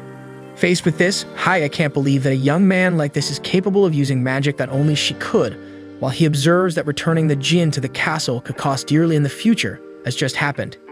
As nobody finds a solution to this chaos, Riz intervenes and asks her to become Fleo's servant, The guy was about to complain as usual, but the lupine cuts in with a hold-on gesture and understands that her husband doesn't want a servant. He just doesn't feel safe keeping this creature away, so the solution would be to keep her close. Furthermore, having such a powerful djinn in the pack will boost the group's resume. In turn, the adventurer questions if that's really what she wants, so the girl freaks out slightly, almost tearing her hair out, and she stands up and shouts that all of this is very frustrating, but it was her lack of strength that allowed the djinn to subdue her. Confused, Fleo pretends to understand and promises to stop feeling angry at Haya someday. Then he reaches out to her and asks her to promise never to take anyone's life again. Upon hearing this, Haya reflects that humans would do anything to sacrifice others and fulfill their desires, but this boy is shown to be completely different. Therefore, she stands up and promises that her body and all the powers she possesses now belong to him. Fleo apologizes for his earlier outburst, but the entity assures him that no apology is necessary, especially since the woman gets a little excited, just remembering that mean look the boy gave her when he punched her. Noticing this, Reese speaks up and tells the djinn to stop right there. Moving on from that topic, Fleo looks around and considers using time manipulation magic to fix the mess he made in the city earlier, but the djinn asks him never to use that spell again, because this ability only controls time within the target area, and the imbalance that occurs between those inside and outside that range can lead to unforeseen accidents. However, if she were to use it, she could restrict the target's range to just one individual. In response, Fleo questions why he can use it if that's the case, so Haya explains that the boy's attributes are simply infinite, giving him the ability to use a type of magic called Epiphany, which only those who have achieved the title of Transcendent can use. This gift allows you to acquire any ability used on you aside from the associated magics. Regardless, she asks him one last time not to use time manipulation because it's beyond his control, so the boy agrees and decides to use repair magic to rebuild the mess he caused around him. As the group arrives home, the girls who stayed behind see that enigmatic being in front of them, introducing herself as a djinn capable of commanding the light and darkness of origin, and who is now a servant of the supreme being Fleo. With that said, the girls in the group can't believe what they're seeing, especially after the demon lord himself had lunch at their house. Fleo argues that the woman had nowhere else to go, and Blossom remarks that the guy is talking as if he adopted a stray kitten. Upon seeing Balirosa's arrival, Bilary jumps on her and asks if they really need to live with such a terrifying creature. Balirosa replies that everything will be fine as long as Fleo is there, and then she invites Haya to look at her new room. As night falls, Fleo reflects on what he was capable of doing earlier with his own fists until Balirosa appears, asking if everything is okay with him. He says yes and apologizes for the commotion he caused in the afternoon, but he really has no idea where he could have left that djinn. Anyway, the woman comments that she thought Reese was also an enemy, but she turned out to be the opposite in the end. The great hero, on the other hand, was not an ally. For this reason, Balirosa isn't sure why she trains every day to get stronger if she doesn't even know who she'll be wielding her sword against. Ironically, she would never have worried about this if she hadn't met Fleo and Reese, and that's why she feels grateful to them because they made her realize that not everything that seems right actually is. Shortly after, the adventurer goes up to his room, where Reese is sitting on the bed with a strange expression. The boy asks what's going on, so his wife grabs him by the arm and climbs on top of him. She then asks if he's going back to the world he came from because that's what Haya said he would do, since Fleo is capable of learning the abilities he suffers and those related to her. Therefore, having the power of a djinn, perhaps the boy can now return to where he came from, and this fear makes Fenris beg him to take her along wherever he goes. After hearing this, the boy hugs the girl tightly and says he's not going back to his home planet because where he came from would be very difficult for a half-human like her to live, and he has no intention of leaving Riz behind. With that said, he asks if Fenris wants to become his real wife, since the feeling he had today that he could lose the girl was terrifying and dreadful for him, and the intensity of that feeling made him lose control. Flea remembers that they were supposed to be just a fake couple, but the truth is he can't imagine his life without Riz anymore. On the other hand, Fenris responds that she always took the title of wife very seriously, and that her whole life she learned about fighting and leading a pack, but upon meeting Fleo, she learned to feel emotions she never imagined existed. Then the two fall silent and kiss, and the lupine remembers that her husband said he had changed his appearance to escape the castle, but now there's no need for that anymore. However, he replies that this identity in this world as Fleo is who he is now, so he prefers his old name and appearance to be forgotten. At that moment, Haya appears at the door like a ghost. Riza asks since when she's been standing there, and the djinn replies that since the two sat on the bed because it's her duty to witness the paths the Supreme Being will tread. Flea remarks how ugly it is to invade others' privacy, but Haya sees nothing shameful in reproductive intercourse. Then Riz also loses it, while the other girls hear the argument erupting in their room. Meanwhile, the Princess of Clyrode searches every corner where Fleo might be, asking about an adventurer capable of defeating many magical beasts at once, but she's not having any luck. Fleo is enjoying his life in the countryside with his companions, and now with a new addition to the group, a djinn who not only controls the light and dark of origin, but also can spice up lunch sauce, helping Riz in the kitchen. She could have used magic to do everything, but the lupine wouldn't allow it because, according to her, it's her job to cook for her husband. So if she wants to help, Haya could take care of the house cleaning, something she can also handle in seconds. Hearing this, the other girls are afraid of being kicked out because they help clean the house as a reward for living there, which seems like it won't be necessary anymore. As a consequence, Blossom works tirelessly in the garden, making her stay worthwhile. Sive also seems to fear eviction and turns into a gigantic beast to dig the earth as quickly as possible. Bilary was planning to set up the carriage business to contribute to expenses, but so far all she's managed to do is take care of the horses. However, the animals seem to recognize that the girl values them, treating the owner with great affection. At the same time, Milena remembers her father and brother, how she became a mage of the castle like the two of them. Now she has Fleo to help her become more powerful, even if it's gradually and even if she feels like a failure most of the time. In the end, all she wants is to learn more spells and honor her family's name. Meanwhile, a magical horse invades Blossom's garden and destroys the crops until it charges at the mage, who has just come down to see what's happening. She manages to cast a spell that stops the beast. Balarosa approaches and says that this animal seemed peaceful, so she didn't have the heart to kill it and ended up bringing it home. But now that it has shown aggression, the knight draws her sword. However, Bilary questions if the horse started acting aggressively suddenly, and when Balarosa confirms, the archer asks Sive to turn back into a horned rabbit. Then she throws a rope with a shovel on the end into the horse's mouth. The animal bites the shovel, and the girl uses the rope to tame the beast by riding on its back. The girls praise the talent of their friend, the animal tamer, who asks Balarosa if she can use the large open land around the property. Balarosa explains that everything around Fleo's land belongs to the same owner, and they could only use it if they bought it from the guide, just like the adventurer did. Upon hearing this, Bilary has an idea. In the middle of the city, Riz is happy to have some time alone with her husband, even though Fleo only went to sell his equipment, and it's not a date per se. Anyway, there she can be affectionate with the boy more comfortably since there's always someone at home to disturb the couple's intimacy. Back at the local shops, a merchant praises a product made by the boy from salamander skin. In his opinion, it's a lightweight garment which could be advantageous for women, and if that's the case, it would be interesting to add some color. So he shows some magical stones to do that, and Fleo's attention is caught by the light stone, a very rare item that costs a fortune, according to the merchant. Watching her husband from outside, Riz goes crazy when he puts on that serious hardworking guy face. Suddenly, she witnesses darkness covering the entire sky. Nearby, the princess and her guards continue their search, still without luck, until they also see the sky closing and creating a huge magical circle that pours out lightning from within. Then Damalina steps out of the circle with her new magical creature, which once was the great hero of Clyrode. The sorceress spots the princess and goes after her, so the soldiers surround the noblewoman to protect her. As Damalina clears the guards from her path, Haya arrives in the city after sensing waves of evil and meets Riz and Fleo. She informs them that the giant monster is actually a human and assumed that form due to the witch's magic guiding him, named Damalina the Damascus Great Midnight Mage. A long time ago, this sorceress ruled as the most powerful in the magic kingdom of Clyrode, but tainted her hands with dark magic. So she was defeated by the great hero at the time, but even though her body died, her mental state remained sealed inside the pedestal holding the sword where Haya was sealed. Therefore, at the same time the djinn was freed, so was the mage. Faced with this, she requests permission from the Supreme Being to rid the city of this hag threatening it. Fleo grants permission, provided the djinn prioritizes the lives of the city's inhabitants, speaking of which, the boy calls Riz to help as many people as she can. Back to the princess, only one soldier survives in front of her, trembling in fear before such powerful beings, and the king's daughter recognizes that Damalina the Great Midnight Mage stands before her.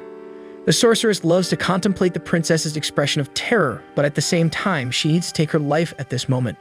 With that said, she uses the beast to step on the girl, but Haya appears to prevent the worst. The mage also recognizes the djinn and doesn't seem to have the same confidence in victory as she did before. Haya states that she will eliminate anyone who disturbs the life of the supreme being she serves, so Damalina mocks the fact that the entity is talking too much for someone who couldn't even grant a wish recently. Then she rises to the sky to flaunt her power and attack her enemy, but Haya absorbs the magic with just one arm, further diminishing the opponent's confidence. Haya makes it clear that absolutely no magic affects her, so inhabitants of this world like the sorceress are nothing to her. When magic fails, Damalinas tries brute force with the monster to launch a joint attack with a spell, but the djinn repels any attempt by the mage to hit her opponent. Despite the series of failures, Damalinas tries to maintain her composure and claims that she cannot be defeated. To prove she's telling the truth, she opens a rift in the abyss of darkness and triggers a bodily alteration in her beast, elevating her to stratospheric levels, putting the entire city at risk. However, the magical circle sustaining this spell is broken, reshaping the monster. At that moment, Fleo arrives with Fenris, informing that he spotted the giant from afar and used Dispel magic to contain it. Haya kneels and begs for forgiveness for involving the Supreme Being in the conflict and accepts any punishment, yet the boy is truly frightened by this entity's stance. Thus, she requests at least end this situation. Facing a completely surrendered and helpless Damalinas, the djinn absorbs the mage and returns both her and the beast to their original forms, the Great Hero and Suya. Transforming the sorceress into a small pill, Haya swallows her, condemning Damalinas to spend time within the djinn's mental state. There, Haya will discipline the mage to make her useful to the Supreme Being Fleo. As for the Great Hero, since he's been causing so many problems, Fleo lets the castle guards take care of him when they can. At that moment, the king's daughter arrives and introduces herself as Elizabeth Clyrode, first princess of the magical kingdom of Clyrode. She thanks the adventurer for all he's done for the kingdom, apologizing for the poor treatment received by the king and the Great Hero. Bowing before the adventurer, she reveals that the hero has been dismissed from his duty due to all the havoc he caused to the kingdom, which is why Elizabeth sought Fleo to make him the true savior of the nation, now that the people have lost hope amidst such terror. However, Fleo regrets but declines the invitation because he knows that someone who accepts such a grand commitment must be willing to exercise their power for the good of humanity without hesitation, and he's not capable of that. Above all, the life he has now is all he wants, being with his wife and nothing more. Sometime later, the couple is welcomed back home by the other girls who ask to expand the property around the estate. Bilary, for instance, would like to breed magical beast horses, needing more land for that. Similarly, Blossom also wants to increase the territory to cultivate more varieties of vegetables. With these two ventures in motion, they could sell the harvest using the wagons manufactured within the property. Rice acknowledges that it would be possible to create magical horses if Bilary were as powerful as Fleo, but certainly those beasts cannot be subdued by mere humans. The archer is sure she could keep the creatures tamed if they had space to roam. Thus, Fleo promises to talk to the lord of the domain about it, but the girls emphasize that they would like to buy the land themselves. So Fleo shows them how much a neighboring plot would cost, considering what he paid for this one, and the girls are horrified by the deal's value. The adventurer explains that these lands appreciated greatly because demons don't appear in this area. Nonetheless, he agrees to buy the additional land provided they take care of everything and give him back 30% of the profit earned from their work. Without a second thought, the girls accept the proposal and begin tilling the new property, and Reese finds it amusing that they prefer this to combat training. Soon, Fleo suggests that Blossom cultivate vegetables that are hard to find in the vicinity using magic to control the temperature and other necessities. Haya offers to perform this service, but Blossom is convinced that magic doesn't solve everything and would like to try cultivating these vegetables herself. However, Bolano appears and says she would love to see the djinn using magic to stimulate this cultivation, and Blossom asks why she's dressed that way. The little sorceress explains that she decided to go to the magic school in Hato, and at this moment she's going for training, including as a teacher. Faced with the news, everyone is surprised and happy at the same time, and Bolano explains that the variety of spells Fleo taught her provided this opportunity. She reveals that an important thing she discovered is that spells learned usually for war can also be very useful for everyday life. Given the novelty, Fleo recommends that only part of the plantation be created with magic, and with that, Blossom would see if that part would be as productive as the natural part. Thus, the warrior accepts the conditions, provided that the mages take this work very seriously and carefully. At some point in the late afternoon, Fleo is amazed by the work everyone has been doing in the field, and Reese is happy to see everyone working with such enthusiasm. Speaking of which, her husband confesses that he would love to open his own shop one day, and the Lupine supports this idea too, because certainly the boy would have great products to sell. She would call all her friends to visit the store, even if they are all demons, as long as they at least assume human form to enter. That said, she adds that she would do anything for her husband, and since she's on the subject, Fleo shows her a ring he made from a beautiful stone he found, and this will be their wedding ring, just like the one he's wearing. With that, Reese can't contain her happiness and hugs her beloved with all her affection. On the other side of the coin, the former great hero of Clyrode questions why he has to go through this while rotting in jail, with Suya by his side grumbling that they'll be executed if they don't get out of there. Well aware of this, the man becomes desperate and pleads to be taken out of there. In a strange place, Balirosa wears a black wedding dress, confused about where she is until Eulimenes appears, congratulating her on the occasion. Then the Demon King himself appears, praising the beauty of his bride. Because of this marriage, Eulimenes declares that the demonic army will dedicate all its strength to dominate the world to offer it as a wedding gift to the couple. Gozel offers the entire planet as a tribute to the beauty of his newest wife, but she envisions this world in flames and refuses the possibility. However, Gozel is determined to marry this woman. In fact, he makes it clear that he loves her before kissing his beloved.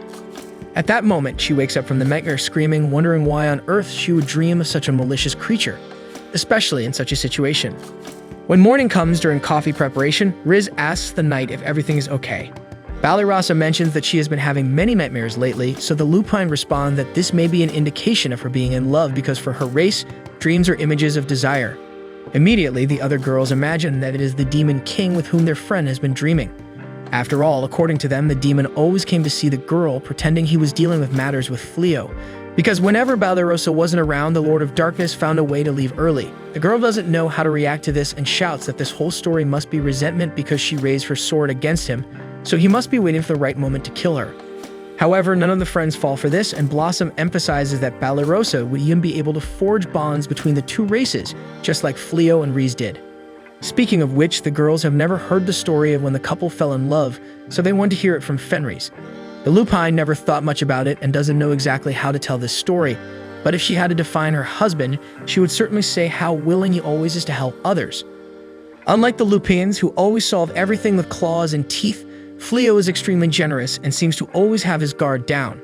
At first, she thought she needed to change his ways as a way of not being vulnerable, but in the end, she came to believe that a couple with a soft heart wasn't so bad after all. Speaking of the boy, he receives an alert about a magical barrier he placed around the city to keep enemies at bay, and something has been detected in it.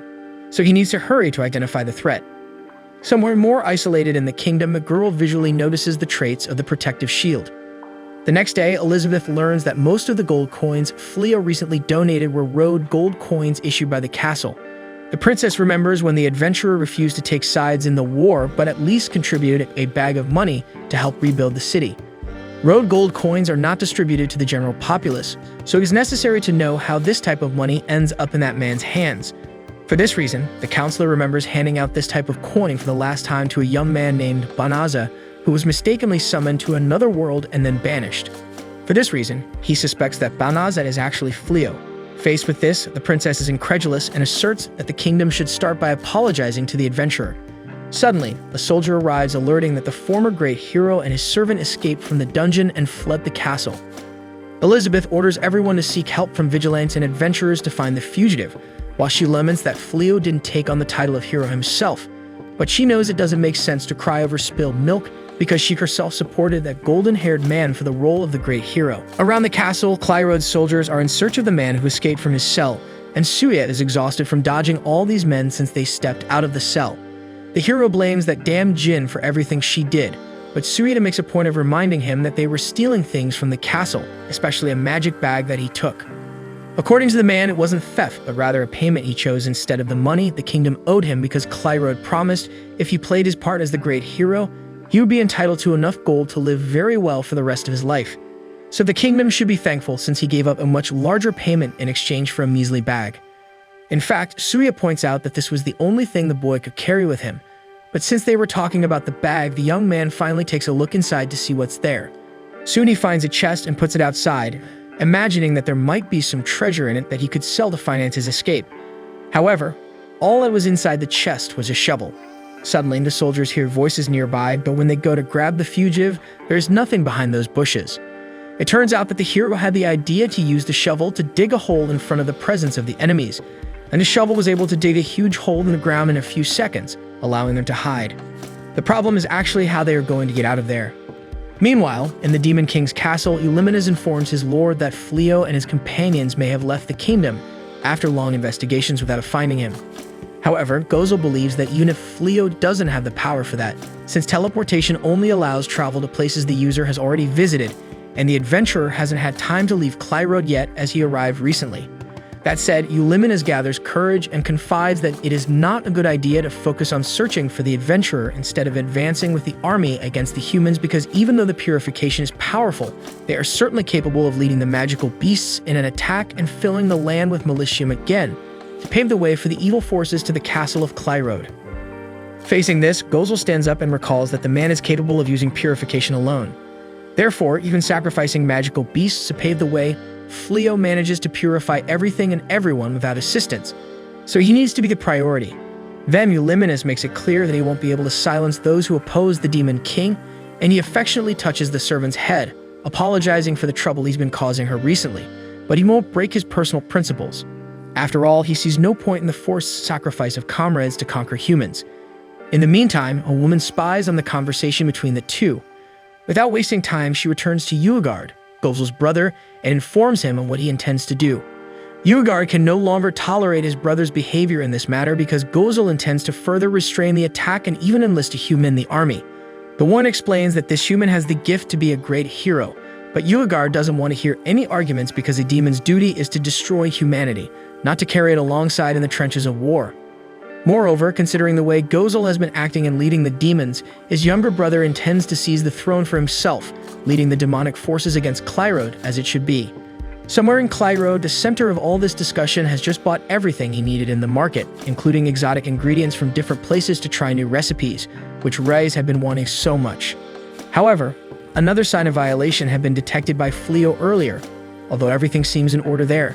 Since he hadn't seen anything unusual personally, the adventurer put that aside for now and continued his stroll with his wife in search of a good restaurant for lunch. Suddenly, on the way, they come across the sign of Pharaoh Holdy's shop. So he asks Mrs. Holdy if they are going to close, and she laments that they are because she couldn't find new suppliers in the city.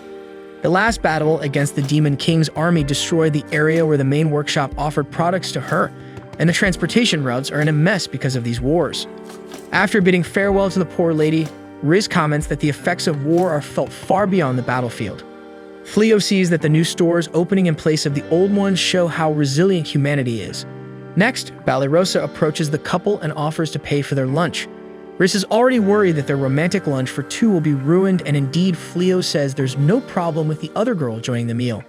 Fed up, Riz questions what got into the woman to want to pay for lunch, so she says she rose a rank in the Adventurers Guild and now the rewards are bigger, and she thought of repaying in some way all the support she's been receiving from the two. Suddenly, Haya emerges from the skies, alerting the presence of a being with immense magical power, until Gozel appears once again in the midst of the city looking for Fleo. Once again, the demon shares the table with Clyrode's colleagues, announcing that he came after detecting some strange magic in this area.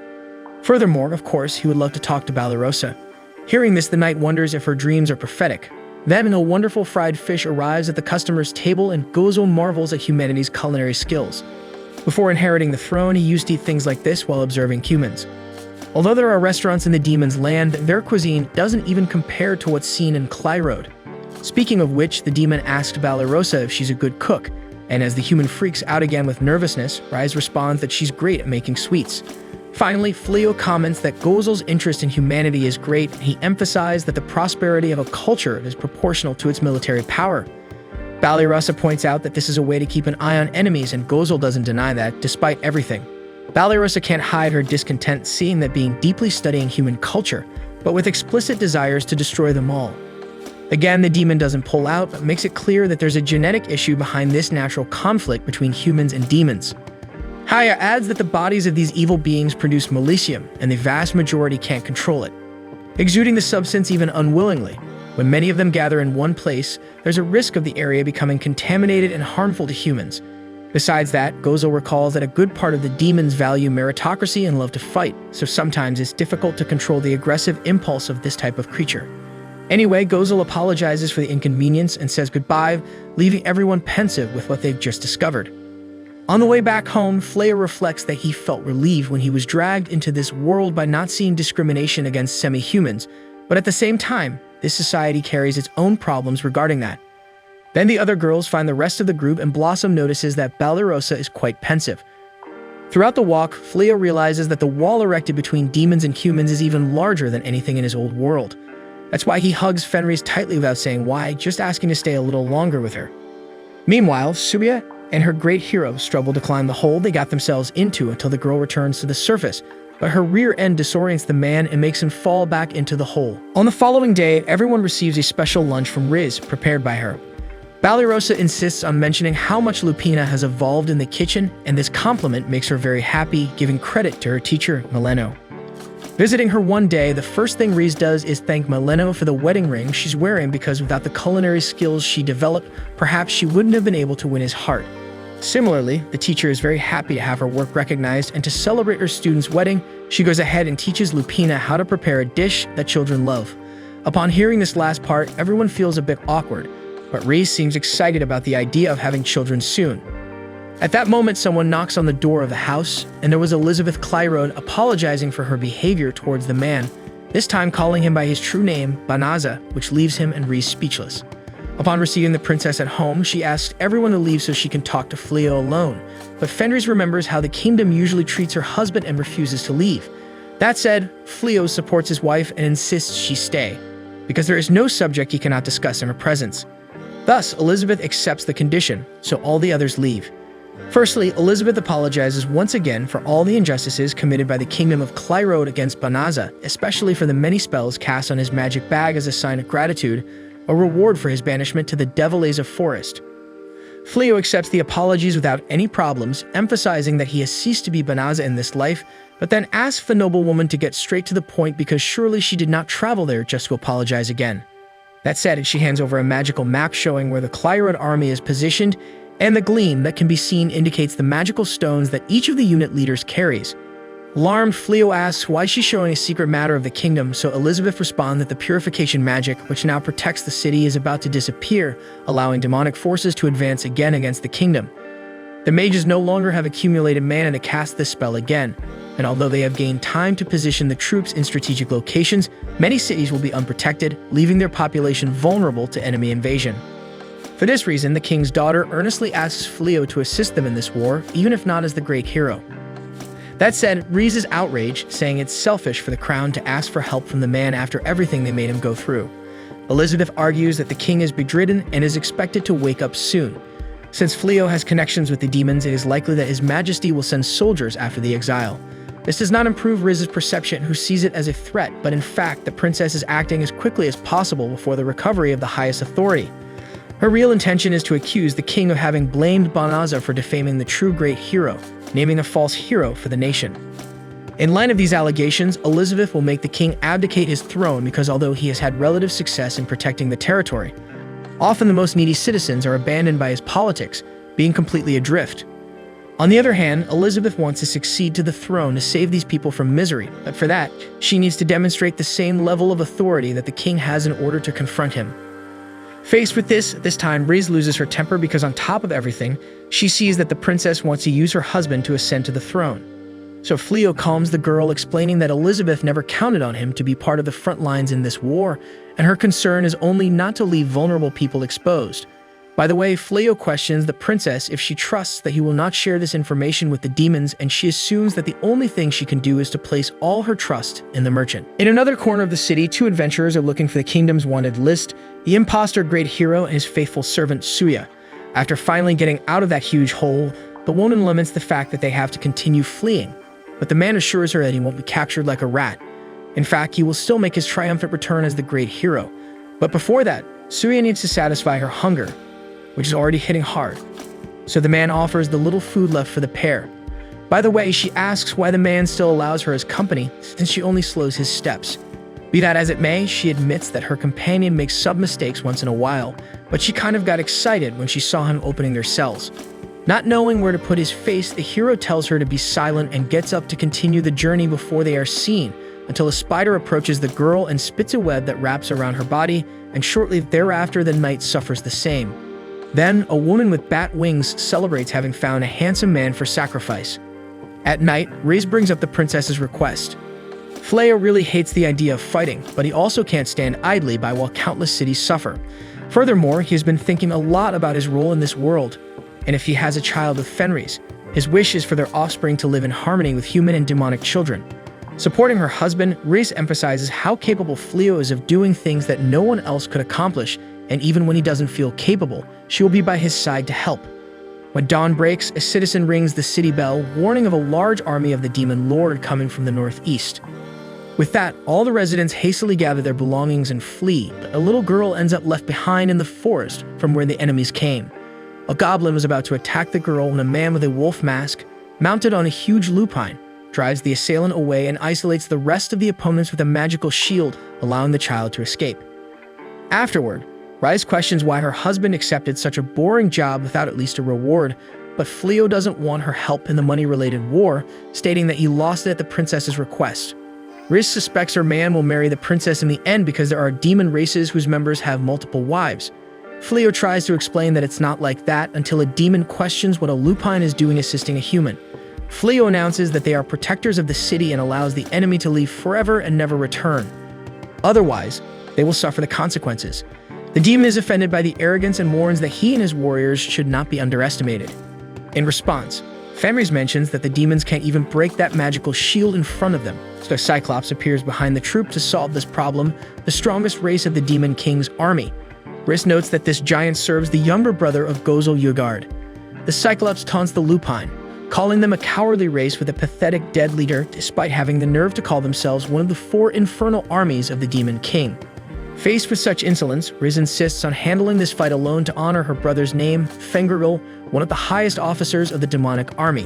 Whether the accusation is fair or not, a hostile and militarized race like hers could never allow such a level of insult. With that said, Fleo promises not to get involved but asks his wife not to kill the Cyclops. Seeing the enemy crossing the magical barrier, the giant promises to make the mutt regret not staying quiet on the other side. His club is extremely powerful, but not fast enough to hit a race as agile as the Lupines. On the other hand, Fenris's speed allows her to bite her enemy several times, causing wounds that are mocked by the opponent for being too weak. Riz agrees that the monster's flesh is thick, which is why she needs to learn to control her strength in this case, so as not to accidentally kill the opponent. Soon she conjures an ability to jump very high and swap her position with the targets, throwing the Cyclops from a great height. The monster doesn't give up and throws his club forcefully at the Lupine, who swaps her position with his once again and makes the Cyclops taste his own medicine, taking a blow from the club to the forehead. Then Riz pulls 4 trees from the ground and pierces the enemy's 2 legs and 2 arms with them, imprisoning him on the ground. Faced with this, the giant orders his troops to eliminate the traitor, so Fleo decides to intervene and immobilize all the opponents. After that, he heals their leader, the Cyclops, who doesn't understand the motivation behind this. Once again, Fleo repeats that he wants all of them out of there. As much as he could teleport them anywhere, they would certainly come back. That's why he thought it best to convince the opponents through conversation. Noticing that this human doesn't act like the others, the Cyclops questions who this guy is after all. So Fleo explains that he's just a man with a strong friendship with a demon Lupine. Besides, he expresses his desire to be able to form a bond with everyone present, but makes it clear that he sees no problem in continuing the fight if the demons want to resolve it with violence. As he get admitted a threatening power, the enemies tremble at the base and decide never to set foot on those lands again. After the conflict is resolved, Reese embraces her husband and emphasizes that it was worth training his posture all this time. In that lesson, the Lupine taught the boy that the most relevant factor in a battle is intimidation. If you want to make the enemy panic, you must place your fists on your hips, raise your chin at a 45-degree angle, and cast the death glare upon your rivals. Still, Fenris believes that the demons who flood will return as soon as they receive another order. Therefore, she thinks they should all have been tortured and dismembered until they deserted definitively or even lacked the ability to fight. The human agrees that this would be more efficient, but reminds her that his goal is to mitigate the hatred between his race and the adversary. Next, 3 men from the village, accompanied by the little girl who was saved, appear to thank the efforts of the mysterious man, even though they don't understand why he's accompanied by a demon wolf. This was the cue for the merchant to do the advertising he wants, showing that he has a deep friendship with this Lupine. Besides, he credits this victory to the first princess, for she was the one to call for the defense of the city. After the initial conflicts with the effects of the purification fading, Elizabeth is alerted by an officer about reports of an unknown adventurer, accompanied by a giant wolf, driving away enemy troops in various regions. Moreover, this guy claims to have been sent by the first princess, which has resulted in several thank you letters from various cities written to Elizabeth. Faced with this, the princess promises herself that she would repay all the help she received from Fleo, while the advisor orders all troops present in the locations where the adventurer appears to support him immediately. Meanwhile, Fleo continues sweeping the threats around the kingdom without bludge, while Gozel discovers that his brother acted behind his back. Greenel, his officer, warns that Yugard is planning to take control of the demons and has already occupied the throne room. There, Fufun, a servant of the younger brother of the demon king, informs him that humans with very high abilities have been captured, allowing them to perform the secret art borrowed from the evil god to fight Gozel. This can be achieved through a ritual performed in a magic circle, where 2 humans will serve as sacrifices to the evil god, ensuring victory. The next day, Gozel and Ulimanas head over to Phlios, and the demon lord asks to crash at the boy's house for the time being. Neither the homeowner nor Rise can believe he's serious, but there's a good reason behind the request. Days ago, Green Isle warned about Uagard's invasion of the throne room, causing a stir among the demons. The 4 infernals of the demon lord's army discussed the conflict between Gozel and Uagard, with only Ulimanas refusing to stand idle in the face of betrayal. On the other hand, Yormanet doesn't want to interfere in the fight between the two. Hugi and Mugi agree because they want the current leader to see the terrible decisions he's been making in command, like postponing the attack on humans, a decision that's caused a lot of distrust within the army. Lastly, Slate believes that the only one worthy of the throne is Gozel. However, since the rebellion is already a reality, he needs to assert his command once and for all. Next, the 4 infernals head to the throne room and are greeted by Fufun. Yormanet questions if the rebels aren't moving too fast, as the throne still belongs to Gozel. The rival's servant says that won't be the case for long. Speaking of which, as she mentioned before, the 3 monsters present there agreed not to intervene in the fight between the 2 lords, but Ulimanas remains loyal to the current commander, emphasizing that he's always been a leader who cared for everyone. Fufun taunts, saying Ulimanas' presence is so insignificant that she hadn't even noticed her, prompting Gozel's servant to make the traitors pay for their audacity. However, upon landing a blow on Uagard, all she managed to do was break her own claw. In response, the demon lord retaliates with a simple punch that effortlessly sends the Catwoman flying. In a final attempt, the feline uses an ability to levitate her claw and attack again, but Fufun protects herself in time, noting that this kind of dirty trick is very typical of Ulimanas. For these reasons and others, Uagard's assistant prepares to eliminate the feline until Gozel appears in the throne room, accompanied by Green Isle, who takes care of Ulimanas. Without ceremony, Uagard challenges his brother to a duel for the right to the throne, but the current ruler has no interest in this fight. The younger demon emphasizes that Gozel's own subordinates agreed to this fight, believing that their leader has lost control and is no longer capable of leading the demon race due to his senseless actions. Gozel questions what kind of senseless actions these would be, so the youngest accuses his brother of frequently visiting a human city just to indulge in his own pleasures. Fufun adds that he withdrew the army from enemy borders when victory was imminent, showing reluctance to dominate the human race. Listening to every word, Gozel asks if it was his brother who sent the army to Clyrode without his permission, and he admits without hesitation. Then Gozel asks the Infernals if they agreed to this, and their silence brings the answer to the leader. In this case, Gozel sees no other choice. He then displays all his power derived from the demon ring, the ultimate symbol worn by the real commander of the demons. Uagard eagerly anticipates a duel, while Yormanet admires the leader's extraordinary strength. Instead of announcing the fight, however, he relinquishes ownership of the demon ring to his brother, announcing his retirement as Demon King. Uagard thinks he's being mocked, but Gozel makes it clear that he sees no point in remaining on the throne if everyone thinks he's unworthy of that position. Furious, the younger demon refuses to accept that his brother would suddenly turn his back after giving up the fight, so he lunges at Gozel, who with just one kick sends Uagard through all layers of the castle walls until he's thrown outside. Afterward, he apologizes to his servants for disappointing them all and leaves. Taking advantage of the distraction, the great hero plans to flee once and for all. After hearing the whole story, Fleo warns that he needs to hear the opinion of all the residents before accepting the visitors. The first of them was Ballyrosa, who arrived excited to talk about today's hunt, until she saw Gozel sitting on the couch and got a fright. Fleo takes advantage of the warrior's arrival to ask what she thinks of those two spending time there at the house, but the woman is so terrified she can't respond. Some time later, they all gather in the living room to discuss this matter. although none of the four seem very happy with the idea. Gozel tries to calm things down by revealing that he's no longer the Demon King, having relinquished the throne and the army. Faced with the girl's surprise, he concludes that it no longer makes sense to live in demon lands after everything that happened, so he turned to the only humans he can call friends. Blossom argues that the enemy army was attacking Clyrode just a few days ago, but Rise explains that they were under the command of Uegard Gozel's rebellious brother and the new lord. Bolano asks if the two will stay there like that time when the demon was making tea, and he answers yes. However, Olimenes makes it clear that this doesn't change the fact that they are demons and scares the girls, forcing Fleo to calm the feline down. Despite everything said, Rise doesn't understand how the former Demon King could have failed in this way. So the cat demon explains that Gozel gave all his gold to the 3 of the 4 infernals who also left the army. According to Gozel, if it hadn't been for them, the damage suffered by the army would have been much greater, so they deserved this reward. Angry Illuminus argues that it's this lack of firmness that causes so much discord among the servants, but it was precisely to counteract the methods of the old commanders that Gozel took the throne from his father. And considering that he no longer has the support of the people to continue with the crown,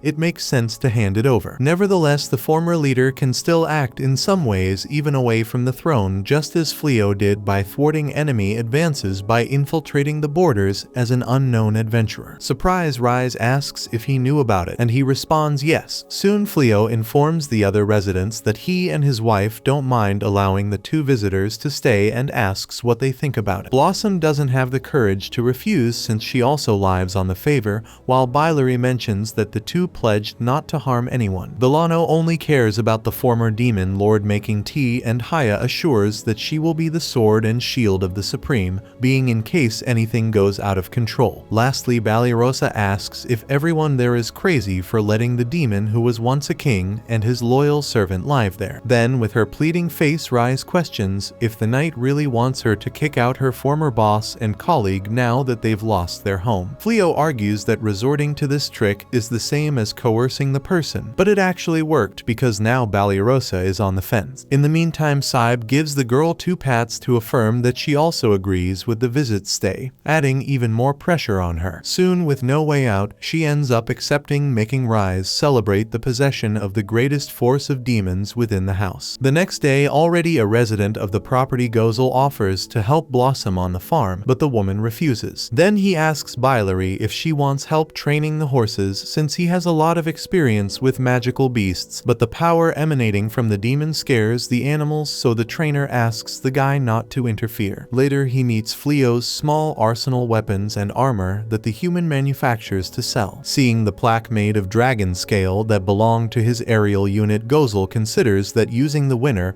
and using the loser as sustenance is how the world works. Furthermore, the aggression came from the demonic side, so Fleo doesn't need to feel guilty. Then, noticing that the scales have several stored spells, Gozel presumes that the demons will need a big plan when facing an army of humans dressed in that type of armor. Hearing the conversation, Illuminus comments that her master seems much happier now than on the throne, and she doesn't know how to feel about it. Beside her, Rise sees Ballyrosa running down the stairs and heading in the opposite direction of where the new residents are. At night, everyone shares a stew by the campfire and begins to bond, but Ballyrosa remains isolated in a corner. After dinner, all the girls fall asleep, but the warrior remains awake looking at the stars. Rise appears with some herbal tea and cookies because Ballyrosa didn't eat anything. Furthermore, the lupine had noticed that her friend seemed depressed and came to check on her. Fleo understands that he forced Ballyrosa to live with the demons and therefore would like to talk to her. The royal knight says she has no right to refuse being a resident by favor, and that she was just surprised to see all her friends accepting so quickly. Fleo emphasizes that he likes the life he leads now, selling equipment made from materials of beasts. They themselves hunt,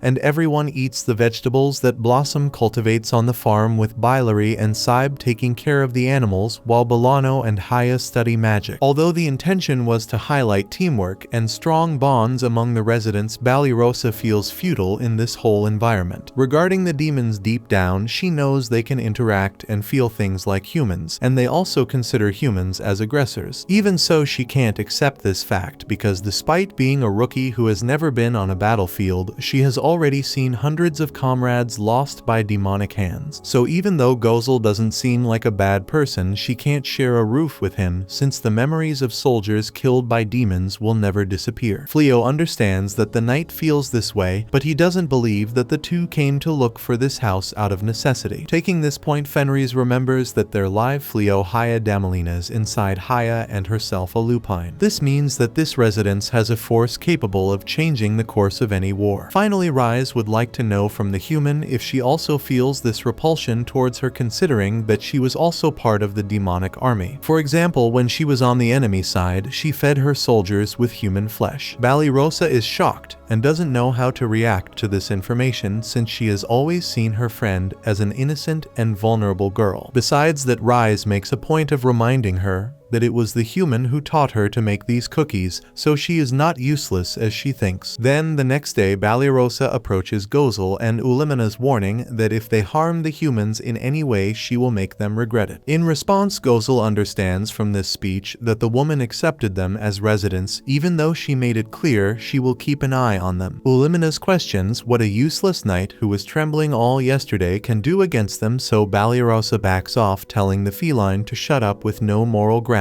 But she throws in the face of the Catwoman that Fleo beat her up twice. Ulimina's gets angry, of course, but Gozel laughs in the middle of the argument and soon approaches the human and extends his hand in gratitude for being accepted. However, she makes it clear that she only shakes the demon's hand when he proves himself trustworthy. Then she calls Saib for another day of hunting. Meanwhile, the great hero flees the demon territory full of jewels he borrowed from the treasure room, but a mysterious shadow seems to be on the tail of the fugitives.